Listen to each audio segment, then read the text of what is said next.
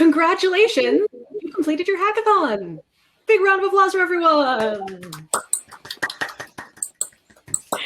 Yay. Okay. I'm so proud of you. At the beginning, we did a poll and we asked for how many people this was your first hackathon, and fully 80% of you had not attended a hackathon before. So this is so heartening to me. I love that you've all taken risks and tried new things, and you were vulnerable, and you did collaboration, and you worked with new people, and that to me just makes hackathons worth it. I was telling someone just, a few hours ago, I think more learning goes on in like one day of hackathon than in like 2 weeks of school, right? Because there's just so much stimulus and opportunity and everything that happens all at once. So I am so thrilled to be able to I think we can, if we squeeze it in, we can get every team to present on their project. Now, I'm not going to make you. I am not going to sit around and say Bueller, Bueller until you come up on stage. But I would like to invite anyone who's willing to share their project, come up on stage, do the audio and video thing. And I know there's only a certain number of people allowed. So once you do yours, then you can leave the stage, and that'll leave room for other people to join. So I would like to start with volunteers. Instead of calling on people, I'll start with the people who are already here. And I want you to tell us just briefly what you made. You can feel free to share your screen, or you can ask me to share mine and show the Padlet. And we want to see what you made, what you learned. We know you didn't finish. Nobody finishes. That's fine. It's about starting. So what did you start? Can I call on Terry to go first? You seem to be unmuted and ready to go. Tell us about Okay, I am unmuted, correct? Yep, I can hear you. I have a second screen. If I share my screen, can it show that? Yes, please do. Okay, let's do that. Okay, once again, I'm trying to figure out, let's just do that. And at this point, do you see the Google Slides presentation? I do not. You do not. Do you see it? Hang on a second here. Do you see it now?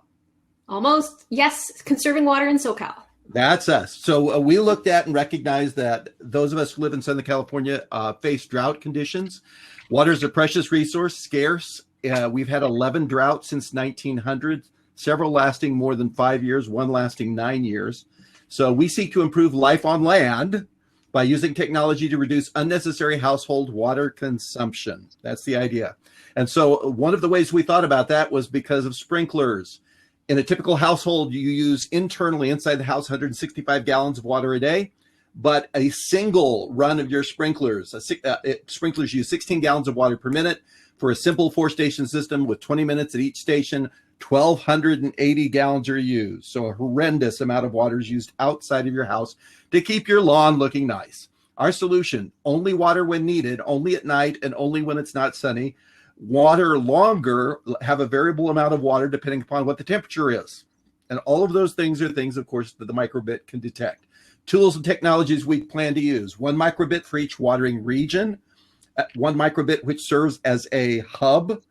1 microbit which communicates with your phone to notify you that it has watered or it needs to be watered.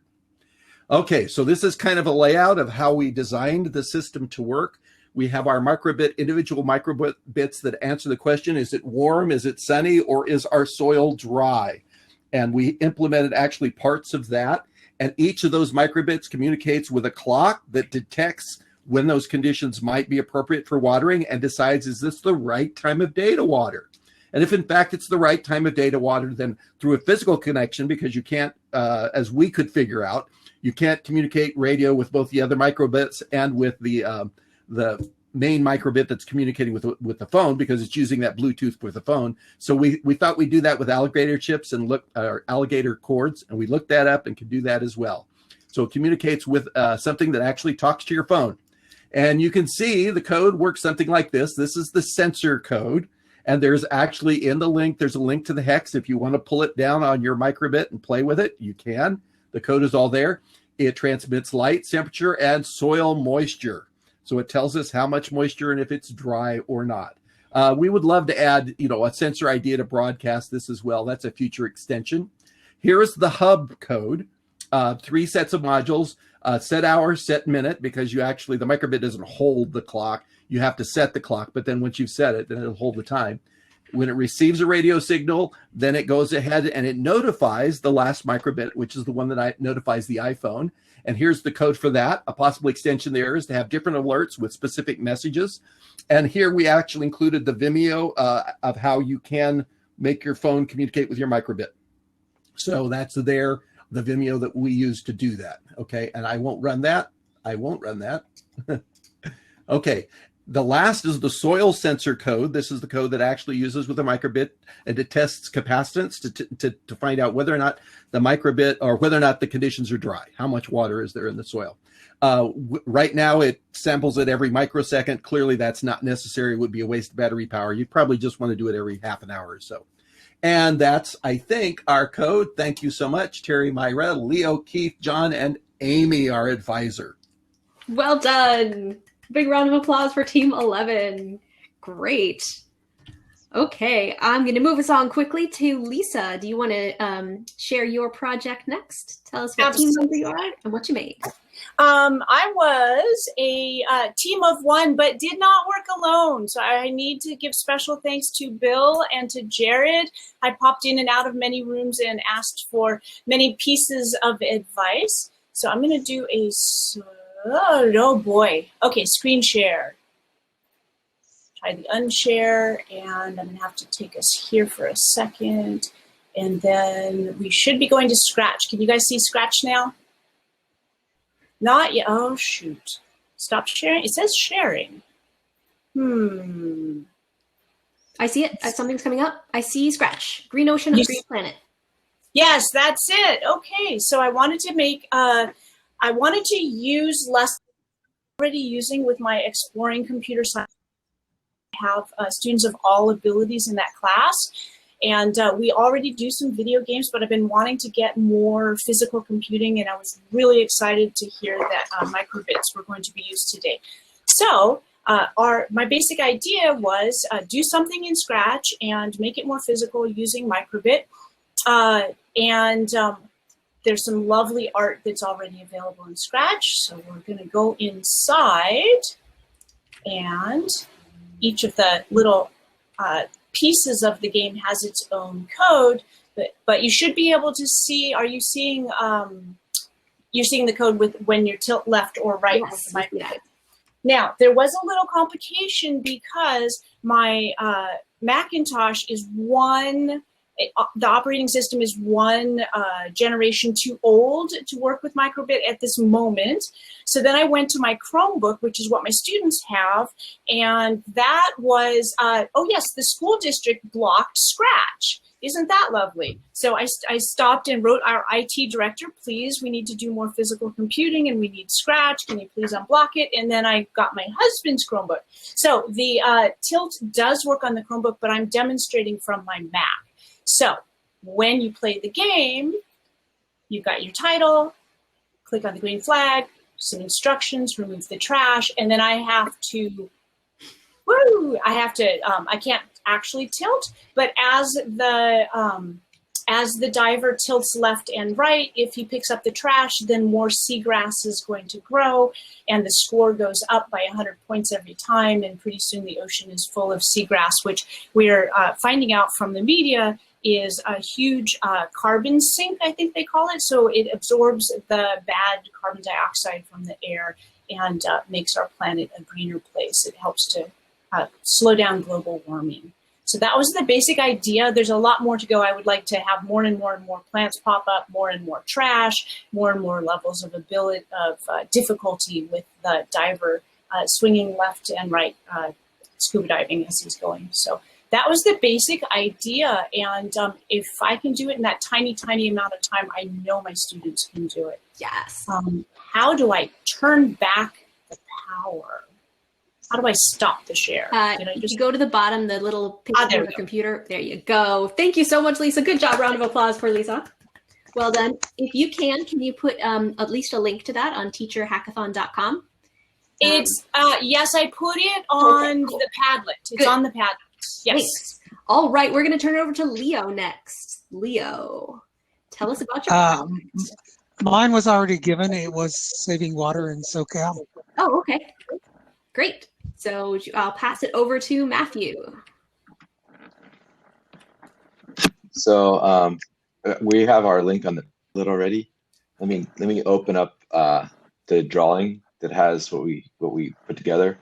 Give me a second. Cool. And then, but you can go over to the Padlet. It's already linked. We're Team 14. Oh, Team 14 Water Conservation. Yeah. So we got Art Lopez, Daniel Pearson, and Emilio Davila, and me. And so let me open up the drawing really quick, and then share it. And all the links are in there for that. So what we made is we made a microbit that checks to see if you have connectivity, and you can leave that in a water stream. After 15 seconds, it turns on and plays music if the water stream is still running. And so there's a video of it playing, but I'm trying to open it while I'm talking to you. So give me a second to find the document and open it. I closed it. Yeah. Because I wasn't sure when I was gonna. I should have just left it open. There we go. There we go. And let me share my screen. I just do the application window, I suppose. Mm-hmm. I don't know if it'll have sound, but so this is what we have. I think Great. somebody else is on stuff. People are at. Let me show you what the finished project looks like. Mm-hmm. If I can click on that link. I think it's, there we go. Maybe I should do it through Padlet. Let's see if it's cleaner that way. Yeah. It doesn't want to go through there. So yeah, it doesn't want to. Okay, so I have a lot of other people on there touching it, so I can't actually click on the link for the video. Let's see. So let's see the code, the sample code's down there at the bottom. Mm-hmm. So we have a few different ways that the code works. So there's a single faucet. There's a multi-faucet where you could do 3 different faucets because there's 3 ways. I wanted to click on the video link. Let me see if I can get to my video link through just my drive. Seems like there's so many people there that I couldn't. So let's see if I can. So I actually built it and ran it in the faucet. So let's see if it'll.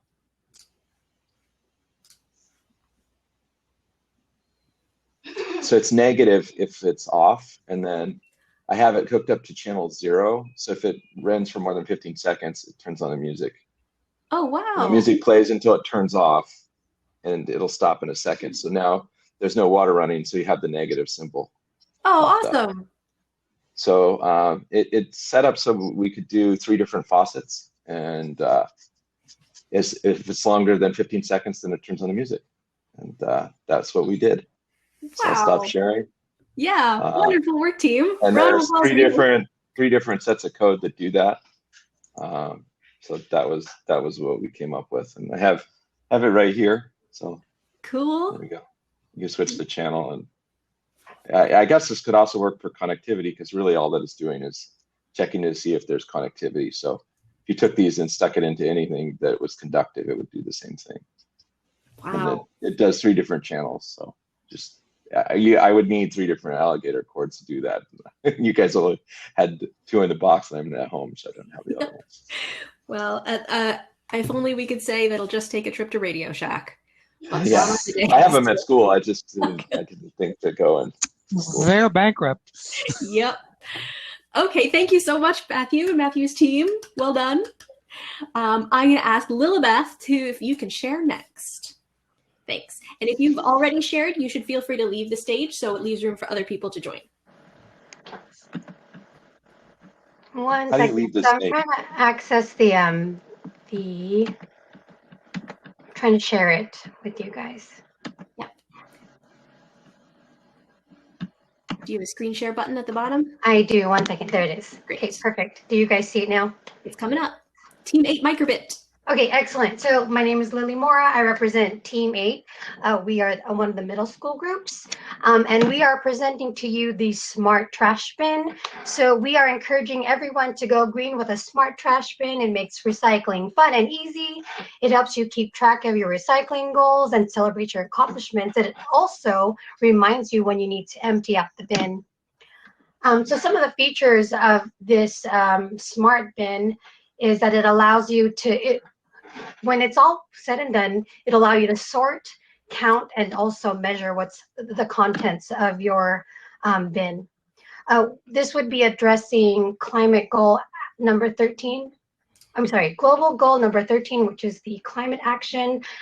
We want to make recycling more affordable, and we also want to improve the land and water, like in general, by encouraging people to recycle more.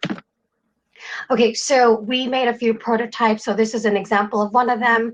The prototype specifically only will track aluminum cans. And so this is what we had so far, that every time you put a can through the bin, it'll do a few things for you.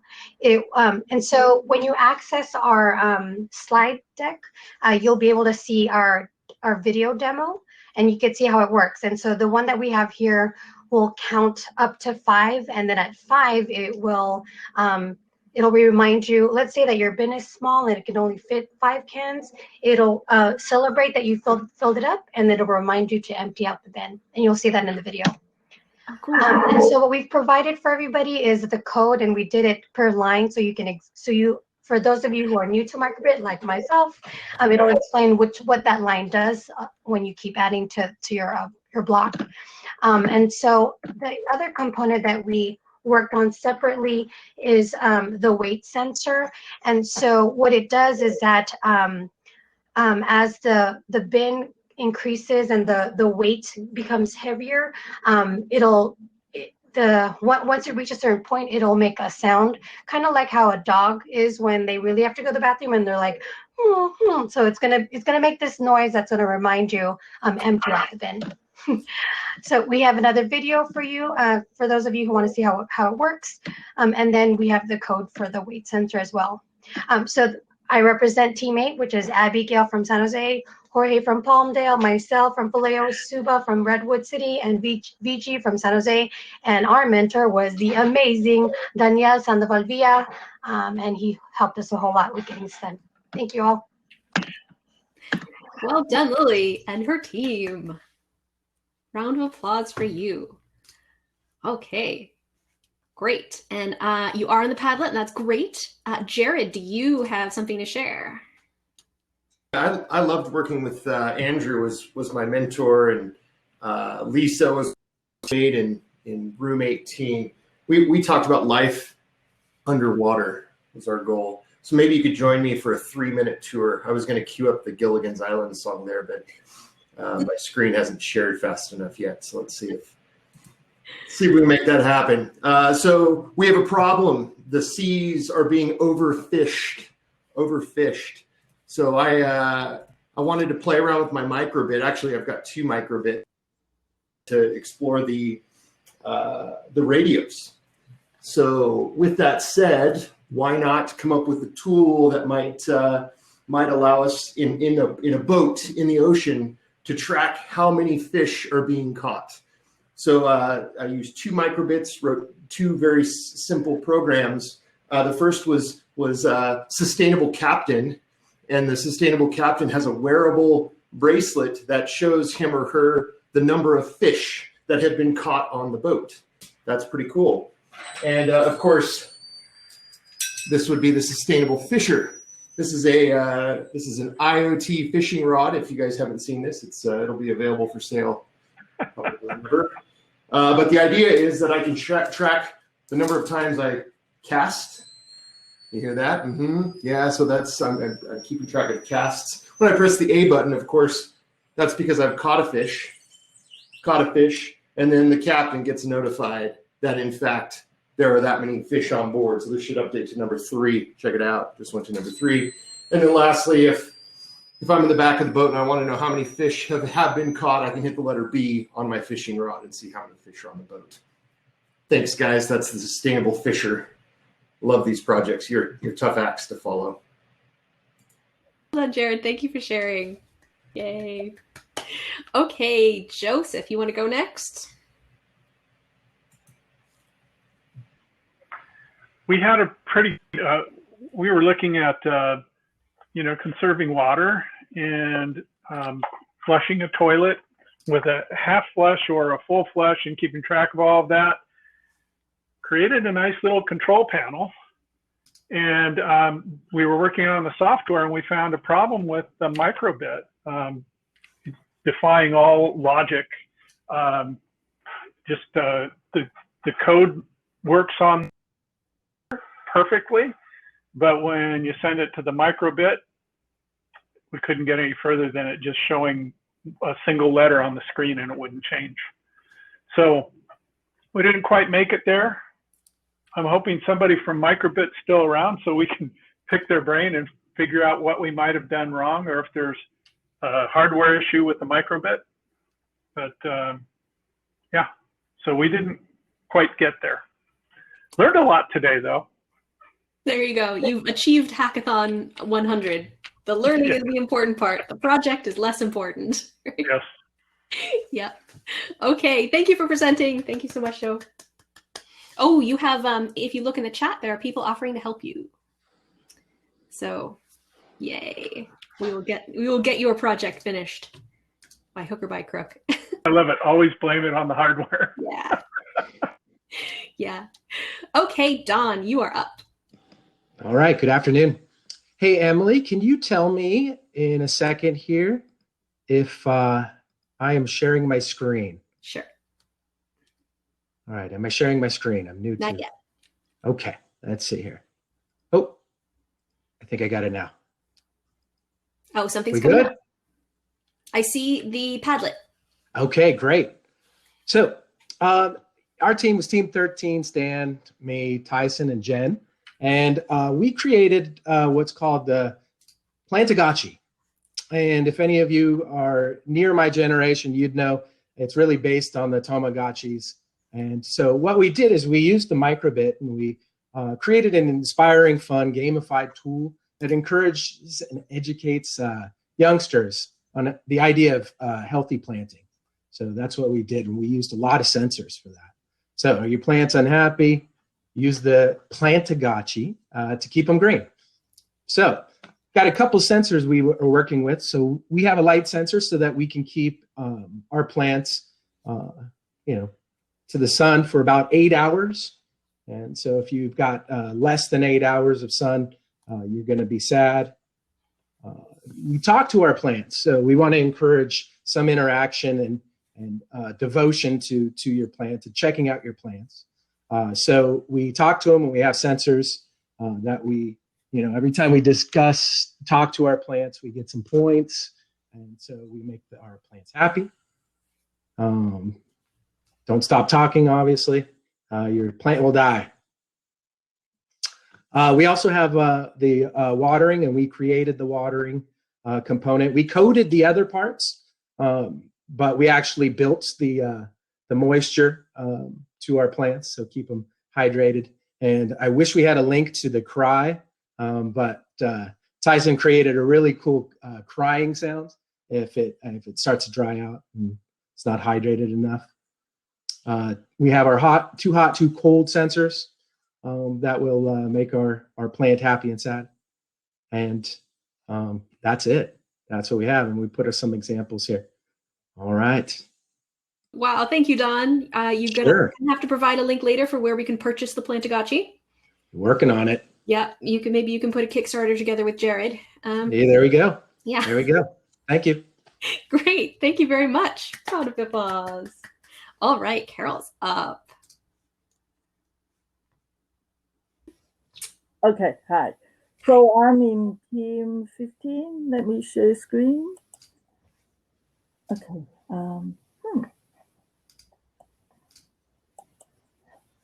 Okay, so our idea is about if you imagine having an LED panel, like a matrix, N times N LED sort of thing. and it depends on the ambient light. So if the ambient light, you actually don't need that many LEDs on. So we started off with PET, actually connecting the using alligator clips and so on, connecting to a real LED, and he got all these going. And then we have, and then Ellen did this one with the blocks. So if you see the demo screen, when it's very dark, all the LEDs are up, and when it's bright, there's only one up. And then I did the last one. When it's very dark, all of them, it's pretty well same as Ellen's code, except I didn't use the blocks. And when it's, as it goes brighter, it dim down. That's it. Wow, cool. I think that is a great illustration of sensors and actuators. You got input and you got output there. That is really cool. I always wonder though, when the sensors at the same place as the light is, can you get a feedback loop? So when you put more light on, you're sensing more light. I don't know. Actually, the intensity is very how do I say it? I need, because just the normal light in the room is not bright enough. We actually have to use the torch light from the cell phone to make it go high enough. So like the normal lights in the house, the brightest spot seems to be just like 180, while the maximum can be 255. Gotcha. Yeah, so. Cool, yeah. Thank you so much. No problem. All right, I'm looking for more teams to share. If you can click the share. Oh, there you go. We got Stephen. Yay. Thank you for stepping up. You can join even if it's not your turn yet, and I can see you and call on you. Okay, Stephen, go for it. Tell us what you made. Okay, my team had a couple goals setting out. We had a wide range of experience with microbit, and we had some goals of learning more about how the difference between the different programming environments. And we did this in the context of our project.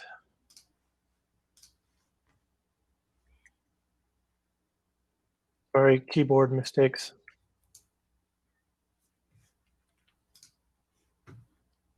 Okay.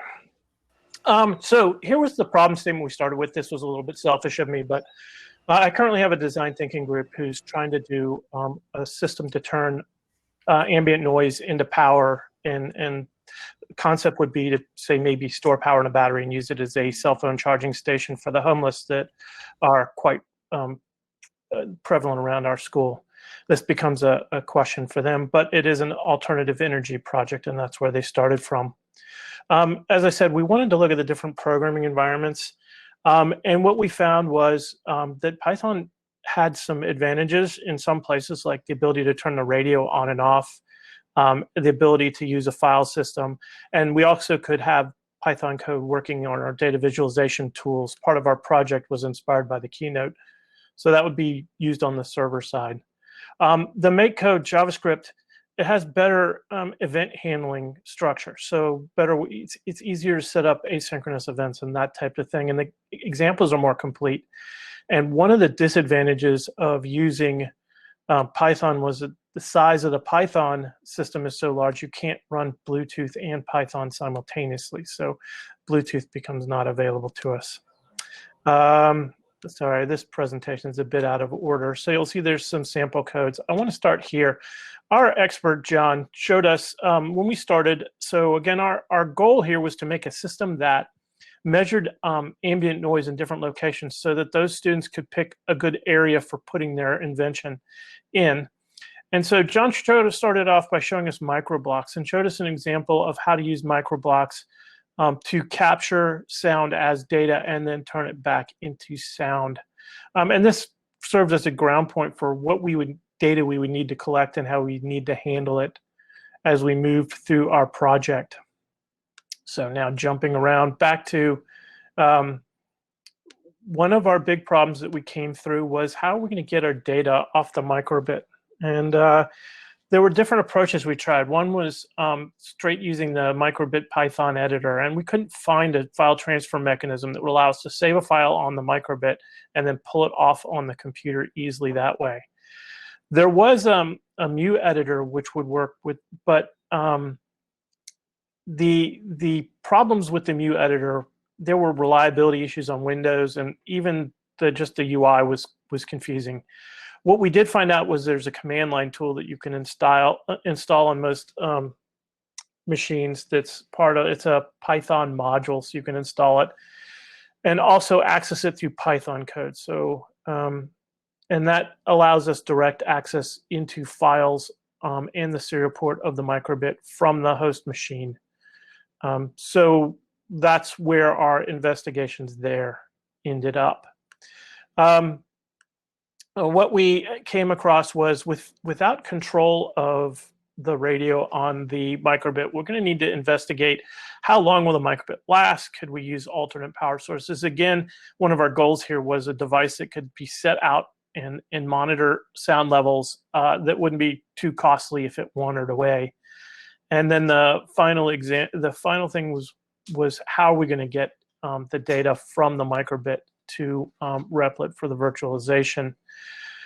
We can see a little bit of our sample code here. I don't want to get too crazy here because it is a bit of just a prototype program. But you can see that what we're doing is we're using a histogram data structure that's initialized to all zeros, and then we're pulling through on a different. Oh, am I not sharing this? No, nope. Oh, sorry. I expected it to follow through. Let me just do a quick switch over to here. I shared a tab instead of sharing a window. Yep, totally on you. We're not that sophisticated in terms of our software yet, but that can be all solved. Better. Excellent. So you can see here basically just setting up a histogram here that is initialized to zeros. This code handles both microbits, the one that would collect the data and the one that would go by and download the data periodically. There's a very complicated messaging structure that was intended to having the radio on the data collector only turn on occasionally, and this is where we found out there was no radio off command on the Python side. And so, I'm sorry, on the JavaScript side. On the Python side, there is. You can see, though, this little sample loop down here where we collect the data from the sound level. We just use the sound level as the histogram bin, and we add that up and collect the data over a period of time. Obviously, we'd want to keep track of the time between collections and that type of thing as well in an actual production environment. So this is the beginnings. It doesn't quite get us to a completed project, but it gets us started on a data collection that is used to monitor for ambient noise levels. Great. Well done, Team 16. You made good use of your time and learned a ton. Well, okay, I'm really happy to have on the stage representatives of the K5 team. So Jasmine, I'm going to ask you to go first. Awesome. So we don't have a super fancy thingy. Let's see if this works. All right, we got a cute picture though. So am I showing stuff? Can you see? Turtles. Awesome. So we did a project with sea turtles, baby sea turtles specifically.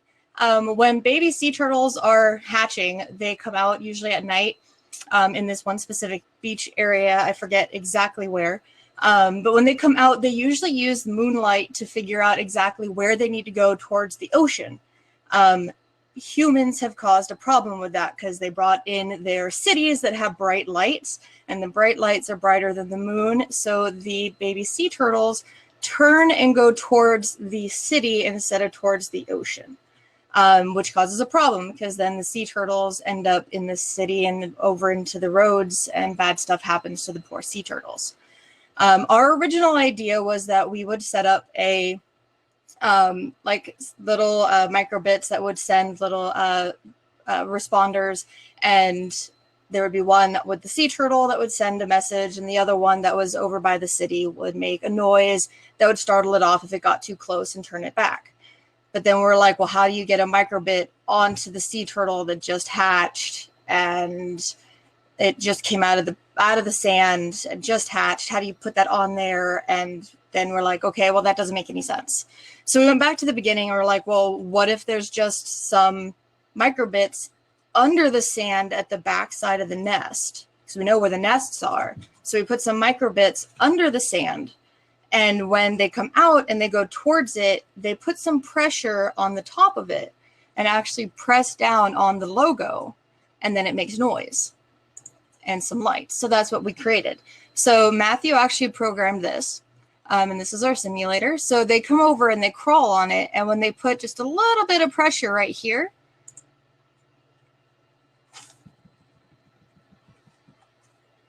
it lights up, it makes noise, it startles them enough that they turn around and they go the other direction, and hopefully towards the ocean. And there'll be like a little fence worth just underneath the sand, so they crawl over it, and that is our idea. That's pretty much it. Well done, Team 1. I love baby animals in a project. That always gets you extra points, and great and presentation and your teamwork, and yay! Thank you for being here and representing for elementary. Thank you. Hey, so I'm going to toss it to Amanda next. All right. Hi, guys. We also ended up in the end with a sort of turtley themed project. So another elementary team. It was myself and Owen and Brian and Mike and our mentor, Becky. So I'm just going to show you, we've recorded just a short little video demo of what we put together and put it on the Padlet. So I'm just going to share that with you guys real quick. And we started with the lessons on the Do Your Bit page. We kind of were all at different experience levels and wanted to play with some different features and things. So our project ended up being kind of a combination between the light up fishing nets and the animal tracker. So we could play with some sensors and some pins and radio signals. And so what we ended up with is this little setup here with our little turtle guy who's got a tracker on him. So we got a little tracker on one of our turtles too. And the idea was that the turtles that we're tracking, if they get too close to fishing nets, would be scared off by lights and sound so they don't get caught in the fishing nets. And so here, we'll see if the audio comes through very good or not. And then I have an older microbit, so I don't have speakers on here. So we'll flash to Owen's microbit playing some sound, hopefully towards the end. So here we go. Oh, how about there we go. Turtle tracker, there's the team, everybody wave. We were playing with the light up musical fishing net to protect sea life from getting caught in fishing nets. So our turtle is moving around, and he should send a radio signal in a second. Let's see. So sending, and it's receiving the message that turtle is on the move. So if our turtle gets too close to our fishing net, then lights should go on. There they go. The lights are on to scare it away. And then the microbits with speakers are also going to play music. Cue the music. Success. All right, so that was our prototype. 2. Yay. The more baby animals, the better, right? And I love that your solution was rubber bands and staples did not need to come into it. I'm not naming names here, but okay. Do we have any other teams that want to present, or anyone who did individual work who is not a part of a team? This is your last chance. Come on up to the stage. While we're looking for that, I'm going to ask Jared if he can join the stage. because we are going to be able to do our raffle prizes. So as I said, you are all winners because you all made something amazing and had an educational day. But in addition to that, some of you will be winners of surprise gifts. So I will turn it over to Jarrett. Cool. Awesome. Thank you, Emily. By the way, wow, this is amazing. These are amazing projects. And thank you all for being creative. Obviously, there wasn't a lot of structure to our experience today, and that allowed for some creative freedoms, but hopefully not too many frustrations. At the end of our session today, there is going to be a chance to provide some feedback in a Google form. Please share all ideas and challenges and frustrations and suggestions with us, because a great group of volunteers tried to make this thing happen, and we'd love feedback so that next year we can continue to grow. So as Emily mentioned, we've got a few raffle prizes that were donated by chapters across the state. How do I do this thing? I share my screen, right? Something like that. And boy, I learned about this tool called Flippity, right? And there are a lot of views, so the Flippity is quite colorful and hard to read. But we've got 3 prizes. The first is a $10 Starbucks gift card donated by our friends at CSTA California Central Valley in the house. Thank you for your donation. Let's give this thing a spin and see who gets the $10 Starbucks gift card.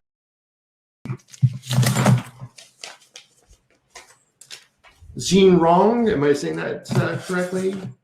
Mr. and Mrs. Liu, congratulations. Winner, chicken dinner. We'll be reaching out to you via email, the email address that you provided, and we'll actually include the e-gift certificate here. So congratulations. And yeah, awesome. Nice coffee treat. And again, thanks to our friends at CSTA California Central Valley. The second raffle prize, I guess I should actually show these things. Hold on, let's see. Let's scroll down here. We are in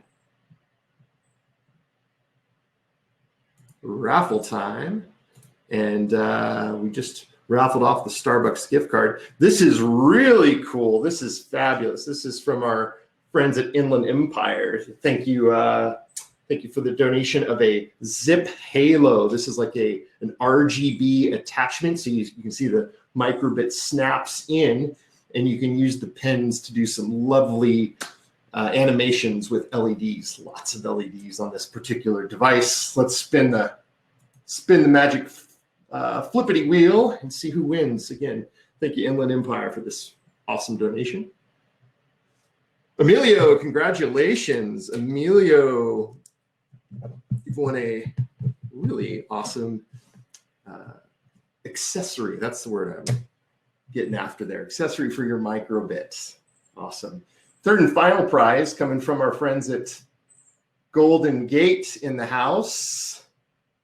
CSTA Golden Gate in the house. Hummingbird Robotics Kit. Hummingbird Robotics Kit. This is awesome. I think it's like $150 value, I think. It's a kit that allows you to access and work easily with all the pins on the microbit. Some really cool things. I hope I win. I don't know if my name's in here, though. I don't think I can win. But somebody is going to be a lucky winner of our third and final grand prize. That is the Hummingbird Robotics Kit. Give it a spin. Who's our lucky winner? Mr. Don Isbell, congratulations, sir. I might get to drive it down to Don later today. That's great. Don's from CSTA Sacramento, one of our great members. Congratulations, Don. Fabulous. Emily, I'm going to turn it back over, but everyone's a winner. Wish we had enough raffle prizes. We didn't have enough time to get 100, but thanks for joining us today. And Emily, back to you. Yeah. I have the great pleasure of thanking everyone who presented today, everyone who made today work. So that is all of the organizers and all of the presenters, all of our wonderful mentors from the Microbit Foundation, and specifically, I can read all the names out. Jared, Jason, Amy, Rudy, Katie, Diane, Abigail, Lisa, Art, Melanie, Sonal, Vicky, and Brian. Thank you for helping us to organize this. And to our wonderful mentors, Charlotte, Kristen, Victor, Jennifer, Rusliani, John, Felipe, Andrew, Maud, Carla, Greg, Daniel, Bill, and Becky. And thank you so much, anyone who helped give support, to make projects, to give us stuff, to help us organize, all of the things people have been doing to make our AV system work. Specifically, I need to call out CSTA Sacramento, who did all of the shipping and logistics for all of the microbits. The Microbit Foundation for giving us these wonderful tools that we'll be able to use in our classrooms for years. All of the CSTA chapter leaders who got the word out and invited people to come. ARM, who donated some extra microbit through Silicon Valley CSTA so we could get more participants. The Bay Area Youth Computer Science Council, the kids who did our wonderful keynote, and the CS for CA K-12 Teaching and Learning Work Group, who were really instrumental in the planning stages of this and getting it to happen. So I mostly want to thank all of you for giving us your Saturday, for taking risks, for being vulnerable, and for collaborating. And I am so heartened by the fact that you are all here and all willing to do new things. And it really makes me have hope and joy for the future of computer science in California. And I hope we can continue to connect, that we're building a robust network of CSTA and being able to support each other to do PD and also share our knowledge. And I am looking forward to all of the things we do in the coming year, especially as we can start like hanging out together maybe. So I want to really personally thank every single one of you who is here. I hope that in the future you feel that you can attend more hackathons, even hackathons that aren't for teachers or for education. Like, you are totally allowed to join like real industry hackathons. It's the same process. It's about finding a team and finding a problem and figuring out some way to chip away at that problem during the time you're given. And as we saw, like, the projects aren't finished, but that's not the point of a hackathon. It's to start, to meet people, to start solving problems, and to gain knowledge. So I hope that you know more now than you knew this morning. I hope you know more people now than you knew this morning. And I am just super psyched to hang out with you. We're gonna stick around and have an after party now. So if you have to go, and many of us have to go, walk your dog, go outside, have a good weekend and everything. But we are going to be sticking around here for like at least another half hour to kind of hang out, exchange email addresses, make plans, talk more about our projects. So if there was something you didn't get to share today or a question you didn't get answered, we are going to we're going to hang out in the after party session. So yes, so if you want to know how we keep in touch, the Padlet does not have a Twitter list. That is a good point. Let's let someone figure out in this session now. Let's crowdsource that. Yes, the Padlet will stay accessible for ages. So it's linked to from teacherhackathon.com, but the actual permanent link is always going to be there. And cool, Rudy, thanks. We're going to add a Twitter list for everything. And you'll always have access to the resources. The Do Your Bit challenge changes every year, so that's always interesting. And if you want to get class sets of microbits for classroom use, there are a lot of contacts here. You can pull and maybe try to get discounts and free stuff. And so I encourage you to try to pull those strings. Okay. There are a few people left here. I have one final activity for you. I'm going to see if this works. I want to know how you feel now.